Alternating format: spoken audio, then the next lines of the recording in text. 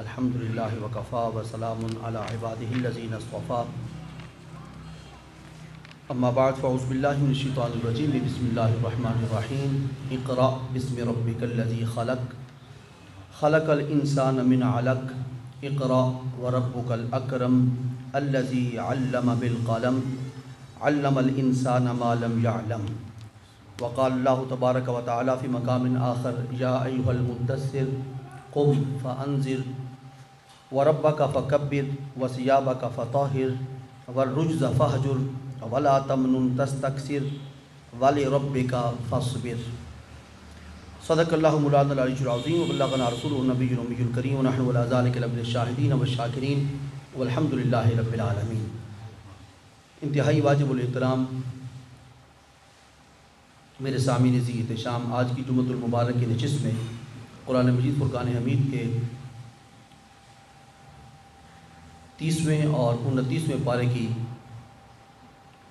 چند آیات مقدسہ خطبے کے اندر تلاوت کرنے کا شرف حاصل کیا ہے، اور آج کی جمعۃ المبارک کی نشست سے میں ایک خوبصورت سلسلہ کلام کا آغاز کرنا چاہ رہا ہوں جس کا تعلق سیرت رسول عربی کے ساتھ ہے۔ گزشتہ ماہ مبارک جو گزرا ربیع الاول شریف کا، اس کے اندر رحمت کائنات صلی اللہ علیہ وآلہ وسلم کی ولادت باسعادت کے حوالے سے مختلف انداز اور مختلف اسالیب اور مناہج کے ساتھ آپ کی آمد کا، آپ کے ورود کا، آپ کے نزول کا، بلکہ نزول اجلال کا، آپ کی ولادت باسعادت کا ذکر خیر کرنے کی اللہ کریم نے توفیق ارزانی فرمائی۔ میں چاہ رہا ہوں کہ جیسے اس ماہ مبارک کے اندر آپ کی ولادت کا ذکر ہوا ہے، اسی تسلسل کو برقرار رکھتے ہوئے ساتھ ہی ساتھ میں جس مقصد کے لیے اپنے محبوب کو اس کارگاہ حیات کے اندر اللہ کریم نے جلوہ گر فرمایا تھا، وہ تھا سیرت کا نور پھیلانا، اپنی سیرت پاک کا نور اور اپنی سیرت پاک کا فیض اپنی امت تک پہنچانا۔ یہ اصل مقصد تھا بعثت محمدیہ کا، ورنہ رحمت کائنات کی تخلیق اللہ کریم نے حضرت آدم علیہ السلام سے پہلے فرما رکھی تھی، اور میرے اور آپ کے رسول پاک حضرت آدم علیہ السلام کی تخلیق سے پہلے صرف موجود ہی نہیں تھے، نبوت کے منصب پر فائز تھے، جس کی طرف حدیث پاک کے اندر رسول کریم صلی اللہ علیہ وسلم نے ارشاد فرمایا کنتو نبیم و آدم بین الماء والطین۔ آدم علیہ السلام آب و گل کی، مٹی اور پانی کی منازل طے کر رہے تھے، میں صرف اس وقت تھا نہیں بلکہ نبی تھا۔ میں صرف اس وقت تھا نہیں، ہونا اور بات ہے، کسی منصب پر فائز ہونا اور بات ہے۔ رسول کریم نے اپنے ہونے کا ذکر نہیں فرمایا، اپنے منصب پر فائز ہونے کا ذکر فرمایا ہے، اور منصب پر فائز وہ ہوتا ہے جو پہلے ہوتا ہے، کہ اس کا پہلے ہونا یہ متحقق ہوگا، یہ ثابت ہوگا، تو اس کے بعد اس کو کوئی منصب ملے گا۔ کسی کو آپ پرنسپل بنانا چاہتے ہیں یا وائس چانسلر بنانا چاہتے ہیں، تو اس پرنسپل اور وائس چانسلر کے عہدے کو اس کو پر فائز کرنے سے پہلے اس کا موجود ہونا ضروری ہے، اور صرف موجود ہونا ضروری نہیں ہے۔ ایک اور جملہ بھی اگر آپ سماعت فرما لیں تو عرض کر دیتا ہوں، اس کا صرف موجود ہونا ہی ضروری نہیں ہوتا، اس کا اہل ہونا بھی ضروری ہوتا ہے۔ کسی ایسے آدمی کو پکڑ کر تو آپ نے کالج کا پرنسپل اور یونیورسٹی کا چانسلر یا وائس چانسلر نہیں بنا دینا، اس کے بنانے کے لیے اس کا ہونا ضروری، پھر اس کا اہل ہونا ضروری، پھر جس نے یہ منصب اس کو عطا کرنا ہے اس نے پوری دنیا کے اندر دیکھنا ہے کہ بھائی کوئی اور اس اہل تو نہیں ہے، یا اس سے بڑی اہلیت کا حامل تو نہیں ہے، جب اس نے سارے جہان کو کھنگالنا ہے، اور کھنگالنے کی آنکھ کسی انسان کی نہیں ہے، پرکھنے کی آنکھ کسی انسان کی نہیں ہے، اس عالم کی ہے جو ہر شے کو جاننے والا ہے، اور اس خبیر کی ہے جو ہر شے کی خبر رکھنے والا ہے۔ وہ اس نے پرکھا پوری کائنات کے اندر کہ میں بنانا چاہتا ہوں، اور اس بنانے کے لیے مجھے ایک بسانے والے کی ضرورت ہے۔ میں کارگاہ حیات کو بنانا چاہتا ہوں، دنیا کا نظام میں قائم کرنا چاہتا ہوں، آسمانوں کا نظام، زمین کا نظام، پانی کا نظام، ہوا کا نظام، فضا کا نظام، اسے میں نے بنانا ہے، پھر میں نے انسان کو دنیا کے اندر بھیجنا ہے، اس کے سر پر میں نے اپنی بزرگی کا، عزت کا، شرافت کا، نیابت کا، کرامت کا اور خلیفۃ اللہ ہونے کا تاج میں نے سجانا ہے۔ تو اس کو کس نے بتانا ہے کہ تیرے سر پہ جو تاج رکھا گیا ہے یہ کوئی عام تاج نہیں ہے، یہ اللہ کی خلافت کا تاج ہے۔ اسے تو نے سنبھالنا ہے، اسے تو نے سنبھالنا ہے۔ یہ جو سنبھالنے کے گر اس نے سکھانے ہیں، اس کے لیے اللہ کریم نے انتخاب کیا آدم کی تخلیق سے پہلے اپنے محبوب محمد پاک کا، اور پھر بنایا، اور پھر بنانے کے بعد سنوارا، اور پھر ساری تربیت خود کی، تعلیمات سے خود آگاہ کیا، اور اس قابل بنایا کہ اے محمد پاک جس وقت آپ دنیا کے اندر جائیں گے وہاں پر اندھیرا ہی اندھیرا ہوگا، آپ کے جانے سے پوری دنیا بقعہ نور بن جائے گی۔ دنیا اللہ سے غافل ہوگی، آپ کے جانے سے اللہ کی ذاکر ہو جائے گی۔ دنیا آپ کے جانے سے پہلے اللہ کی ذات سے غافل، آپ کے جانے کے بعد اللہ کی ذات سے ذاکر ہو جائے گی، اور دنیا اللہ سے دور ہوگی، آپ کے جانے سے اللہ قریب ہو جائے گی۔ آپ کے جانے سے پہلے دنیا اللہ کو جانتی، پہچانتی، مانتی نہیں ہوگی، یا رسول اللہ آپ کا ورود مسعود ہوگا، دنیا اللہ کو جاننے بھی لگ جائے گی، پہچاننے بھی لگ جائے گی، ماننے بھی لگ جائے گی۔ تو اس وجود پاک کی سیرت پاک کا ذکر ہم کرنا چاہتے ہیں، اور سیرت پاک کے حوالے سے میں نے 30ویں پارے کی 5 آیات مقدسہ اور 29ویں پارے کی 7 آیات مقدسہ کا انتخاب کیا ہے۔ یہ انشاءاللہ سلسلہ کار چلتا رہے گا۔ سیرت پاک کوئی بندے کی تھوڑی سے بندے کی تو نہیں ہے نا، چھوٹے سے بندے کی، اس بندے کی ہے جس کے اخلاق کو سورہ القلم کے اندر بیان کرتے ہوئے اللہ رب العزت نے فرمایا وَإِنَّكَ لَعَلَىٰ خُلُقٍ عَظِيمٍ۔ یا رسول اللہ آپ اخلاق عظیم کے مالک ہیں۔ میں اس کا ترجمہ اپنے من کے مطابق اور مرضی کے مطابق کیا کرتا ہوں۔ آپ اخلاق عظیم والے نہیں ہیں، اخلاق والے تو بڑے بڑے ہیں دنیا کے اندر۔ حضرت عیسیٰ علیہ السلام کا بھی بڑا اخلاق تھا۔ آپ نے اپنے پیروکاروں کو دنیا سے جاتے ہوئے فرمایا کہ بھائی میں تمہیں چھوڑ کے جا رہا ہوں، تمہارے ساتھ ظلم کرنے والے بھی آئیں گے، اگر کوئی ظالم تمہارے ایک رخسار پہ تمانچہ مارتا ہے تو اس کا ہاتھ پکڑنا نہیں ہے، اپنا دوسرا تمانچہ اس کے سامنے کر دینا ہے، اور اپنا ہاتھ اٹھا کر اس سے انتقام میں نہیں لینا ہے۔ یہ بھی تو اخلاق کا ایک پہلو ہے۔ فرمایا نہیں، محمد پاک کے اخلاق، تمام انبیاء کے اخلاق کو جمع کیا جائے، تمام رسولان اعظام کے اخلاق کو اکٹھا کیا جائے، پورے مخلوقات کے اخلاق کو اکٹھا کیا جائے، وہ ایک جز بنے گا۔ محمد عربی کا اخلاق ایک کل بنے گا۔ اخلاق کسے کہتے ہیں؟ اخلاق صرف اچھے بیہیویئر کا ہی نام نہیں ہے، صرف مینرز کے آ جانے کا ہی اخلاق نام نہیں ہے، اچھے ایٹیٹیوڈ کا ہی نام اخلاق نہیں ہے۔ اخلاق ایک جامع شے ہے، اخلاق ایک جامع شے ہے کہ اس کے قول میں، اس کے عمل میں، اس کے فعل میں، اس کے کردار میں کہیں جھول نظر نہ آئے۔ اب اس بندے کو کہا جائے گا کہ یہ اخلاق کا پیکر ہے۔ جس حوالے سے، جس اینگل سے، جس زاویے سے، جس نگاہ سے، جس جہت سے، جس وقت اس کو دیکھا جائے، اس کے وجود اطہر سے اخلاق کے ہی موتی بکھر رہے ہوں اور اخلاق کی خوشبو آ رہی ہو۔ وہ اس دھرتی پہ ہو تب اخلاق، مٹی کے نیچے تشریف لے جائیں تب اخلاق، عالم بالا میں تشریف لے جائیں تب اخلاق۔ ہر مخلوق کا ہر فرد، چونکہ یہ وجود اطہر رحمت للعالمین ہے، اور رحمت للعالمین کے زیر سایہ ہر وہ مخلوق ہے جو رب العالمین کی تخلیق کردہ ہے۔ اس رحمت للعالمین کے زیر سایہ صرف انسان نہیں ہیں، صرف مکہ والے، صرف مدینہ والے، شام والے، اردن والے، صرف پاکستان والے نہیں ہیں، صرف مسلمان نہیں ہیں۔ رحمت للعالمین کے سائے کے نیچے کل کائنات ہے، اور کل کائنات سے مراد عالم ظاہری بھی اور عالم بالا بھی۔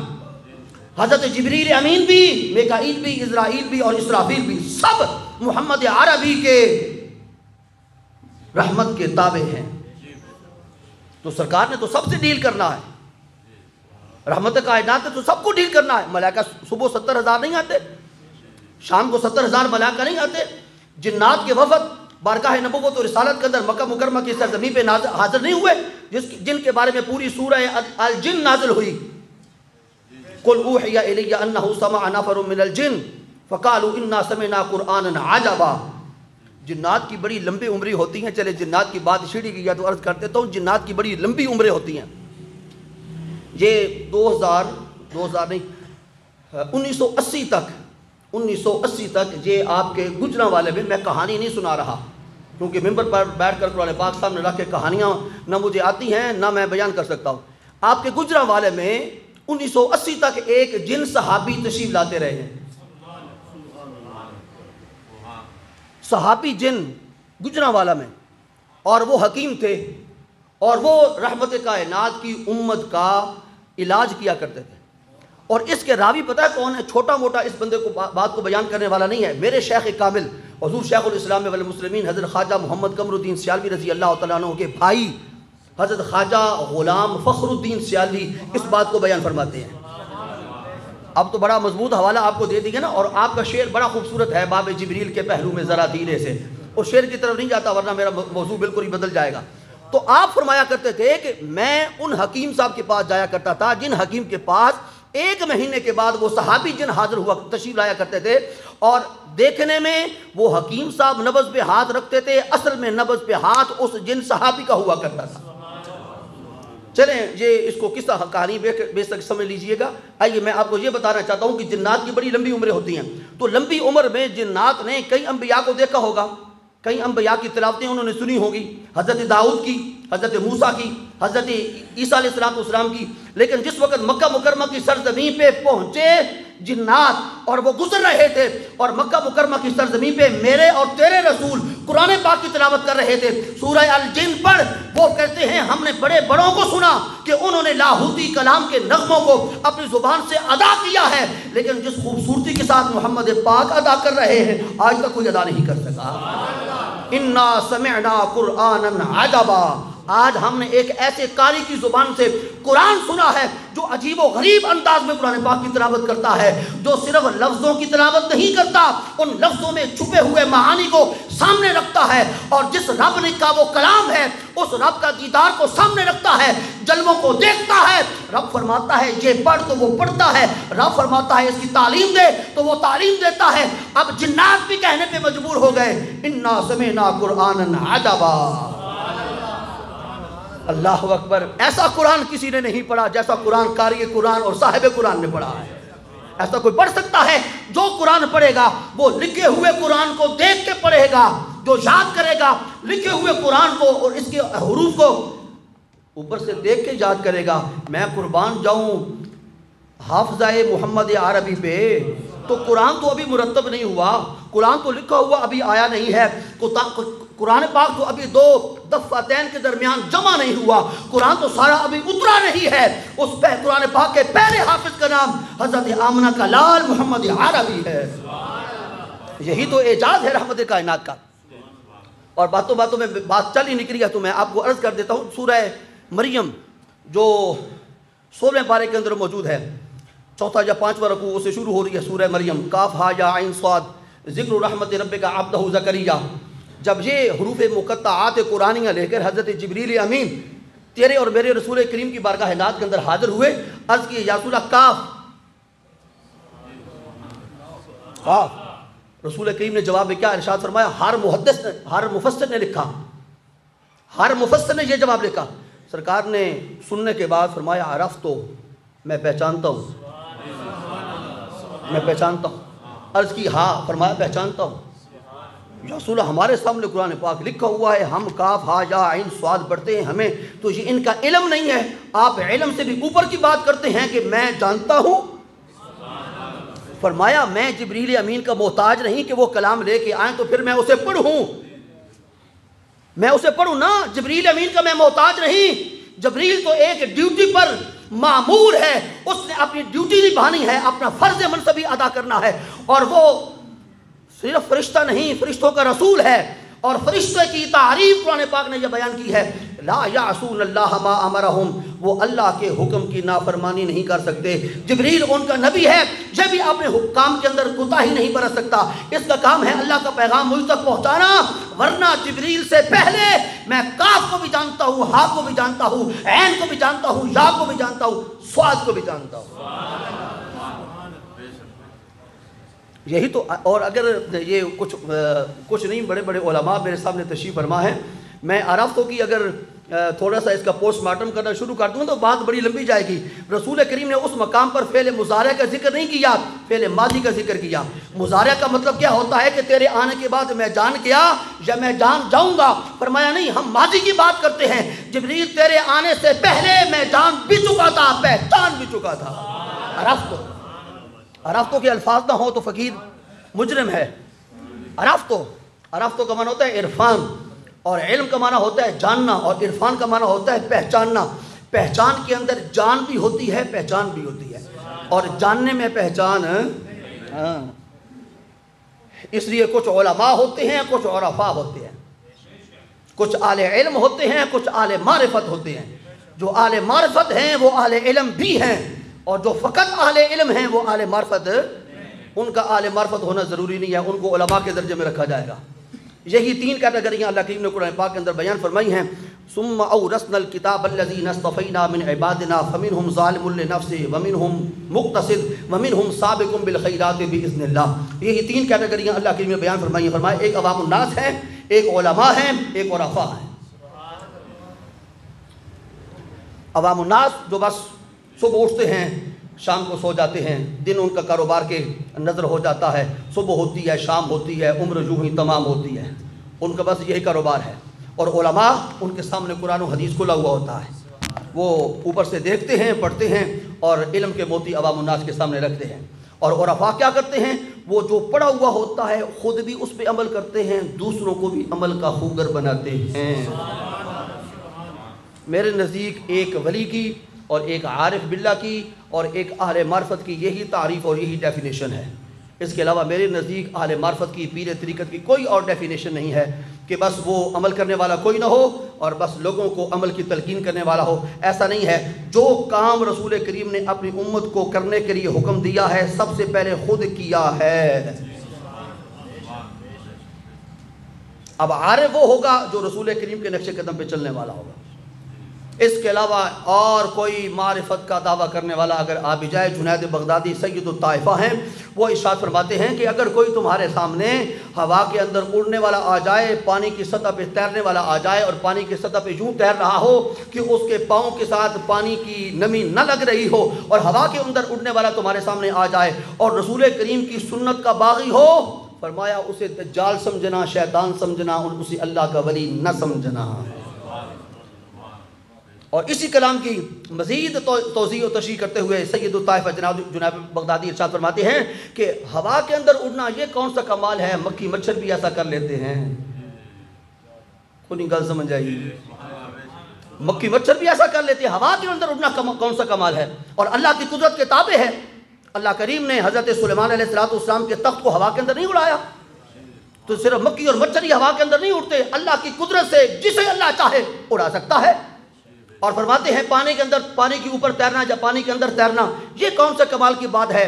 مچھلیاں اور مگرمچھ اور جو پانی کے آبی جانور ہیں وہ سارے پانی کے اندر ہوتے ہیں. فرمایا یہ کوئی کمال نہیں. اس کے بعد آخری اور فیصلہ کن جملہ سید الطائفہ جناب بغدادی فرماتے ہیں اصل کام ہے قرآن اور صاحب قرآن کے حکم پہ عمل کرنا. اصل کام ہے. فرماتے جو یہ کر جاتا ہے وہ بے شک پانی پہ اوپر نہ تیرتا ہو، ہوا کے اندر نہ اڑتا ہو. فرمایا اس کی پرواہ نہ کرنا، یہ دیکھنا کہ یہ قرآن کی کتنی ماننے والا ہے، رسول کریم کی کتنی ماننے والا ہے. جو یہ ماننے والا ہے فرمایا سمجھ لینا کہ وہ کامل ہے، دوسرا ناقص ہے. تو آئیے ہم سیرت پاک کا مطالعہ کرنے کے لیے، وقت تو 5 منٹ باقی رہ گیا، چلیں تمہید کے اندر بھی کچھ وقت گزارنا چاہیے. گاڑی آہستہ آہستہ یہ سٹارٹ لیتی ہے، یکدم گاڑی کو ریس نہیں دے. خاص طور سے ڈیزل انجن ہو تو اس کا سردی کے اندر بڑا اہتمام کرنا چاہیے. آگے بڑھیے. بسم اللہ الرحمن الرحیم. اللہ کی ارشاد فرماتے ہیں اقرا، پڑھیے. اللہ کریم حضرت جبریل امین کے ذریعے پیغام میں اقرا پڑھیے. اس کے جواب میں بخاری اور مسلم کی متفق علیہ حدیث پاک رسول کریم نے فرمایا ما انا بقارن، اے جبریل، اس کا ترجمہ فقیر کا اپنا ہے، اے جبریل امین جس انداز سے تو مجھے پڑھانا چاہتا ہے میں پڑھنے کے لیے تیار نہیں ہوں.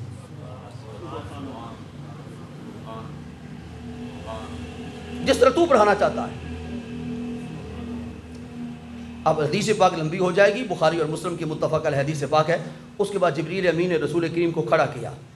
کریم آقا کھڑے ہوئے، رسول کریم کے سینہ پاک کے ساتھ جبریل امین نے اپنا سینہ مس کیا. بخاری اور مسلم کی متفق علیہ حدیث. اپنا سینہ جبریل امین نے سرکار کے سینہ پاک کے ساتھ مس کیا. اب جہاں پر میرا اور اکثر علماء کا اختلاف ہے. علماء کہتے ہیں کہ جی سینہ جبریل امین نے اپنا سرکار کے سینے کے ساتھ لگا کر اپنے سینے کا فیض ادھر منتقل کیا. میں کہتا ہوں میں ماننے کے لیے تیار ہوں. میں کہتا ہوں اس ترجمے سے میں فارغ ہوں، کیونکہ حدیث پاک کا تو انکار ہو نہیں رہا. پھر آپ کیا کہتے ہیں؟ جی میں کہہ کچھ نہیں سکتا، عرض کر سکتا ہوں اور دعوت حق دینے کی کوشش کرتا ہوں۔ جبریل امین کھڑے ہوئے، رحمت کائنات کو کھڑا کیا اور سرکار کے سینہ پاک کے ساتھ اپنا سینہ لگا کر ادھر سے فیض لیا۔ جی جی، فیض چھوٹے نہیں دیا کرتے، چھوٹے بڑوں سے فیض لیا کرتے ہیں۔ اس کی وجہ میرے ترجمے کے اندر موجود ہے۔ جبریل امین نے کیا عرض کیا؟ اقرا پڑھیے۔ فرمایا ما انا بقارن، اے جبریل جس طرح تو پڑھانا چاہتا ہے میں پڑھنے کے لیے تیار نہیں ہوں، میں اس طرح پڑھوں گا جس طرح میرا رب چاہتا ہے، میں اس طرح پڑھوں گا۔ تو نے ڈائریکٹلی آ کے مجھے کہنا شروع کر دیا پڑھیے، تو نے میرے رب کا تو نام لیا نہیں سمجھ آئی میری بات کی؟ آپ کو قرآن پاک پڑھنے کے لیے جس وقت استاد گرامی نے پڑھنے کا حکم دیا تھا تو کیا کہا تھا؟ جس وقت بھی قرآن پاک پڑھنا ہے سب سے پہلے تعوذ پڑھنا ہے، اللہ کی پناہ لینی ہے، اس کے بعد بسم اللہ پڑھنی ہے کہ نہیں؟ بلکہ ہمارا دین تو ہمیں کہتا ہے کوئی بھی کام کرنے لگے ہو اچھا آغاز اللہ کے ذکر کے ساتھ ہو، اختتام بھی اللہ کے۔ جس وقت آپ کے سامنے کوئی خطیب صاحب خطبہ دینے کے لیے آتے ہیں تو سب سے پہلے کیا پڑھتے ہیں؟ عربی میں خطبہ۔ یہ کیا ہے؟ یہ کیا ہے عربی خطبہ؟ آپ حضرات کو تو سمجھ میں نہیں آتا، تو یہ کیا ہے؟ اللہ کا ذکر۔ اور جس وقت خطیب صاحب اپنا جمعہ ختم کرنے لگتے ہیں اس کے بعد عربی کا کچھ کلمات پڑھتے ہیں، وہ کیا ہے؟ تاکہ درمیان میں جو میرا کلام ہے دو اللہ کے ذکروں کے درمیان آ کر اس کے اندر بھی برکت پیدا ہو جائے، اس لیے اول بھی اللہ کا ذکر آخر بھی اللہ کا ذکر۔ قرآن پاک پڑھنا کا شروع کرتے ہیں آپ کم از کم بسم اللہ الرحمن الرحیم سے شروع کریں گے، ایسے ہی ہے جی؟ تو اب وہ پڑھیں نہ پڑھیں، اللہ سے اگر شیطان کی پناہ مانگنی ہے تو پڑھ لیں، نہیں تو پھر بسم اللہ شریف پڑھتے ہیں۔ بسم اللہ شریف آپ آغاز کرتے ہیں، جس وقت آپ ختم کرتے ہیں تو کیا پڑھتے ہیں؟ صدق اللہ العظیم۔ یہ کیا ہے؟ تو اللہ کے ذکر سے آغاز، اللہ کے ذکر پہ جا کر اختتام۔ رسول کریم نے فرمایا اے جبریل امین تجھے پتہ نہیں ہے کس کے پاس آ کر تو پڑھانے کے لیے آ گیا ہے؟ اول تو یہ ہے کہ تو استاد نہیں ہے، استاد میں تیرا ہوں، تجھے میں بتاتا ہوں کہ کسی کو پڑھانا ہو تو اس کا انداز کیا ہوتا ہے۔ تو ڈائریکٹلی آ کے شروع ہو گیا اقرا، تو نے تو بسم اللہ پڑھی نہیں ہے، تو نے میرے رب کا نام لیا نہیں ہے۔ جب دوسری بار آئی تو یہ قرآن میرے اس موقف کی دلیل مہیا کر رہا ہے۔ اب جبریل امین نے یہ نہیں کہا اقرا، عرض کرتے ہیں اقرا وربک الاکرم، اقرا وربک الاکرم، پڑھیے آپ کا رب تو بڑی عزتوں والا ہے۔ اب جس وقت حضرت جبریل امین نے اپنا سینہ سرکار کے سینے کے ساتھ لگا کر ادھر فیض لے کر اپنے سینے کو فیض محمدی سے بھرا تو پھر اقرا نہیں کہا، اقرا وربک الاکرم کہا۔ اب سرکار نے پڑھنا شروع کر دیا۔ بات سمجھ آ گئی میرے موقف کی؟ بالکل ایسا ہی ہے۔ جبریل کی کیا مجال ہے؟ ہاں عزتوں والے ہیں، بل عباد مکرمون، قرآن پاک نے ان کو فرمایا ہے میں ایک ایک فرشتے کی عزت کرتا ہوں، لیکن وہی میرا پرانا شعر، جتنے بھی احترام کے قابل ہیں لوگ میں سب کو مانتا ہوں مگر مصطفیٰ کے بعد۔ جتنے بھی احترام کے قابل ہیں لوگ میں سب کو مانتا ہوں، حضرت آدم کو میں سلام نیاز پیش کرتا ہوں، لیکن ان کی بارگاہ اقدس کے اندر بھی یہ عرض کروں گا کہ حضور ملائکہ نے آپ کو سجدہ کیا تھا، یہ سجدہ آپ کے وجود کو نہیں تھا، آپ کے پیشانی میں چمکتے ہوئے نور محمدی کو سجدہ تھا۔ حضرت نوح علیہ السلام کی بارگاہ ناز کے اندر میں سلام پیش کرتا ہوں کہ حضور آپ کی کشتی 6 ماہ تک پانی کے اندر رہی اور وہ ڈگمگاتی رہی، اور اس وقت وہ کنارے پر لگی جس وقت اپنی کشتی کے پیشانی پہ آپ نے محمد پاک کا نام لکھا تھا۔ میں کس بات کا ذکر کروں؟ میرے لیے تو ایک بڑا خوبصورت موضوع میں نے آپ کے لیے چن رکھا ہے، کبھی آپ وقت پہ آئیں گے تو وہ شروع کروں گا، کیونکہ گاڑی چل پڑے تو پھر ڈنڈا پکڑ کے کھڑے ہونے والوں کو سیٹ نہیں ملا کرتی، تو مجھے ان کا بھی ذرا دھیان اور لحاظ ہوتا ہے کہ ان کو بھی کچھ نہ کچھ مل جائے۔ میں آپ کو انشاءاللہ عرض کروں گا، یہ فقیر اگر آپ وقت دیں تو میں آپ کو عرض کروں گا رسول کریم کے دنیا میں جلوہ گری سے پہلے 3 ادوار ایسے گزرے ہیں جن 3 ادوار میں محمد عربی کا فیض تقسیم ہوتا رہا، ولادت سے پہلے اور وصال پر ملال کے بعد پھر 3 ادوار ایسے ہیں جن 3 ادوار میں محمد پاک کا فیض تقسیم ہوگا۔ اور 7واں دور یہ دور ہے جس دور کے اندر میں اور آپ سانس لے رہے ہیں، اس دور میں بھی میرے کریم آقا کا فیض تقسیم ہو رہا ہے۔ کل 7 ادوار ہیں جن ادوار میں محمد عربی کی عزت کا، عظمت کا، فیض کا جھنڈا اللہ کریم نے گاڑا ہوا ہے۔ اور اس لیے تو میں پھر کہتا ہوں کہ ماضی بھی آپ کا، حال بھی آپ کا، مستقبل بھی آپ کا۔ جی تیرا سکہ رواں کل جہاں میں ہوا، اس زمین میں ہوا، آسمان میں ہوا، کیا عرب کیا عجم سب ہے زیر نگیں، تجھ سا کوئی نہیں، تجھ سا کوئی نہیں۔ نہیں سبحان اللہ تھوڑے بندے یہاں کیے، آپ کے نبی جیسا کوئی ہے تو پھر بے شک سبحان اللہ نہ کہے، پھر گھر پہنچانا ضروری ہوتا ہے۔ اگر آپ کے نبی جیسا کوئی ہے تو پھر بے شک سبحان اللہ نہ کہے۔ میں اپنی تعریف تو نہیں کر رہا، آپ کے نبی کی تعریف کر رہا ہوں۔ اور شعر کی اگر سمجھ نہیں آئی، مشکل ہے تو پھر سمجھائی دیتا ہوں۔ تیرا سکہ رواں، سکہ کس کا ہوتا ہے؟ جس کی حکومت ہوتی ہے، اور سکہ اس وقت سکہ بنتا نہیں ہے جب تک مہر نہیں لگتی۔ جس وقت تک سگنیچر اور سائن نہیں ہوتے اس وقت تک سکہ نہیں چلتا۔ پاکستان کا روپیہ پیسہ ہے، اس کے اوپر سائن نہ ہو تو چلے گا؟ اس کے اوپر پاکستان کی مہر نہ لگی ہو چلے گا؟ نہیں۔ شاعر عرض کرتا ہے اپنے آقا کی بارگاہ ناز کے اندر، تاجدار کائنات کی بارگاہ میں، تیرا سکہ رواں کل جہاں میں ہوا، کل جہاں میں ہوا۔ جہاں کہاں ہے؟ جہاں کی حد کیا ہے؟ فرمایا جہاں کی کوئی حد نہیں ہے، کیونکہ اللہ لا محدود ہے۔ اس نے جو جہان پیدا کیا ہے اس کی مخلوقات تھوڑی ہیں، جہان بڑا ہے۔ تیرا سکہ رواں کل جہاں میں ہوا، اس زمین میں ہوا، آسمان پہ ہوا، کیا عرب کیا عجم سب ہے زیر نگیں، تجھ سا کوئی نہیں، تجھ سا کوئی نہیں۔ اقرا بسم ربک الذی خلق۔ آج صرف ترجمہ مکمل کروں گا، بس میں اجازت چاہ رہا ہوں۔ اقرا پڑھیے، بسم ربک الذی خلق، اس رب کے نام سے جس نے ہر شے کو خلق کیا ہے، تخلیق کیا ہے، پیدا کیا ہے۔ یہاں پر رب کا ذکر تھا، تیرے رب کا ذکر نہیں تھا۔ اللہ خلق الانسان من علق، انسان کو جمے ہوئے خون سے پیدا کیا۔ کہاں جمع ہوا خون، اور خون کے جمنے سے پہلے کہاں پانی کی بوند۔ واہ مصور کائنات، ایسا مصور کہاں ملے گا جو پانی سے اپنی تخلیق کا آغاز کرے، پھر خون ملائے، اور پھر گوشت کا لوتھڑا بنائے، پھر گوشت کو ہڈیوں کے اوپر چڑھائے، پھر اس کے اندر روح ڈالے، اور پھر شکم مادر کے اندر لائے، پھر شکم مادر سے دنیا کے اندر متولد کرے، پھر آہستہ آہستہ تدریجاً انسان کو پروان چڑھا کر اشرف المخلوقات بنائے۔ واہ مصور کائنات۔ یہ ساری توحید عرض کر گیا ہوں۔ وہ واحد ہے، وہی ایسا کر سکتا ہے، اس کے علاوہ کوئی ایسا نہیں کر سکتا۔ سائنس مرضی ہے جتنا ترقی کر لے اور تمہیں کہے کہ ڈالر ہمارے سپورٹ کرو، ہم تمہیں بیٹا دیں گے، نہیں بیٹا دے سکتے، نہیں بیٹی دے سکتے۔ بیٹے دینا اور بیٹی دینا میرے رب کا کام ہے۔ نعرہ تکبیر، نعرہ رسالت، نعرہ حیدری۔ بھائی آپ سائنس پڑھے لکھے لوگ بیٹھے ہیں، شاید کچھ سائنس کے پروفیسر حضرات بھی تشریف فرما ہوں، ڈاکٹرز بھی تشریف فرمائیں، وہ یہ نہ کہے کہ تو سائنس کا انکار کر رہا ہے، حالانکہ سائنس تو قرآن پاک سے نکلی ہے۔ میں کہوں گا بالکل میں سائنس کا قائل، لیکن پھر تیری گفتگو میں اور سائنس کے کارنامے کے اندر تضاد ہے۔ وہ تو میڈیسن کے ذریعے بچے پیدا کروا رہے ہیں، اور جیسے تو چاہتا ہے ویسی شکل و صورت کے بچے پیدا کروانے انہوں نے شروع کر دیے۔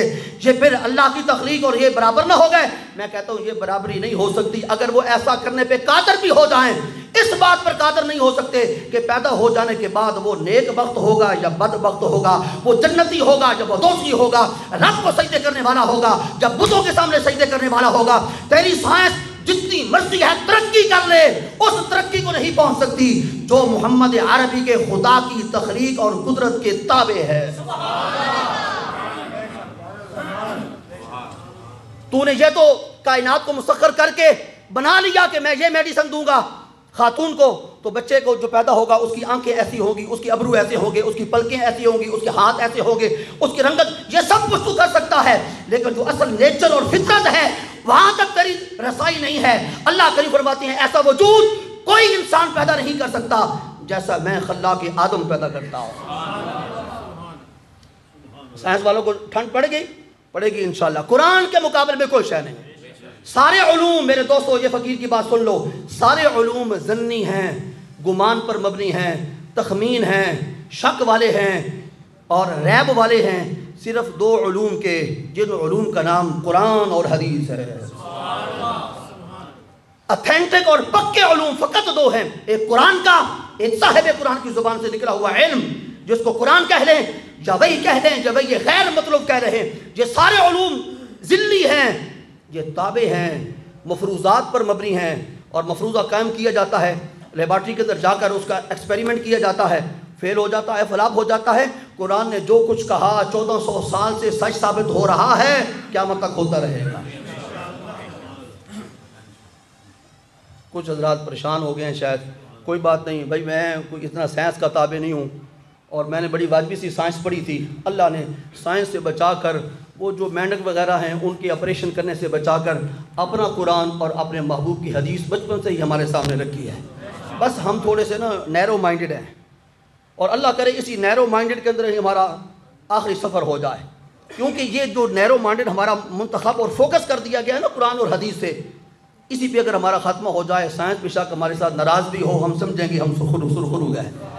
اقرا بسم ربک الذی خلق خلق الانسان من علق۔ اقرا، اب سینہ لگا جبریل امین کا سرکار کے سینہ پاک کے ساتھ، اور سرکار کے سینہ پاک کی نبوت اور رسالت کی شعائیں جبریل امین کے سینے میں آ کر انہوں نے روشنی مہیا کی۔ اب عرض کرتے ہیں اقرا وربک الاکرم، پڑھیے آپ کا رب تو بڑی عزتوں والا ہے، ہم تیرے رب کی عزتوں کا واسطہ دے کے تجھے کہتے ہیں ہمیں خالی واپس نہ پڑھانا بھیجنا، ذرا پڑھ لیجئے۔ اب سرکار نے پڑھنا شروع کر دیا، اور پھر کہا الذی علم بالقلم، وہ اللہ جس نے قلم کے ذریعے علم سکھایا۔ اور آگے جملہ سن لیجئے اور پھر ختم قرآن پاک، میں اپنی بات نہیں کر رہا۔ علم الانسان ما لم یعلم، انسان کو وہ کچھ سکھایا جو انسان جانتا نہ تھا، جو انسان، اور یہاں انسان سے مراد الانسان ہے۔ آپ کو تو کچھ نہیں اللہ نے سکھایا، مجھے تو اللہ نے کچھ نہیں سکھایا۔ الانسان سے مراد میرے کریم آقا کی ذات گرامی ہے، جو اس اعلان نبوت سے پہلے جو کچھ محمد عربی آپ نہ جانتے تھے، وہی کو بھیج کر سارے علم کے راستے اور واسطے ہم نے آپ کے لیے واضح کر دیے ہیں۔ اب آپ وہ کچھ جانتے ہیں جو اس سے پہلے نہیں جانتے، اور اب آپ سب کچھ جانتے ہیں۔ اللہ مجھے اور آپ کو عمل کی توفیق عطا فرمائے۔ وما علیہ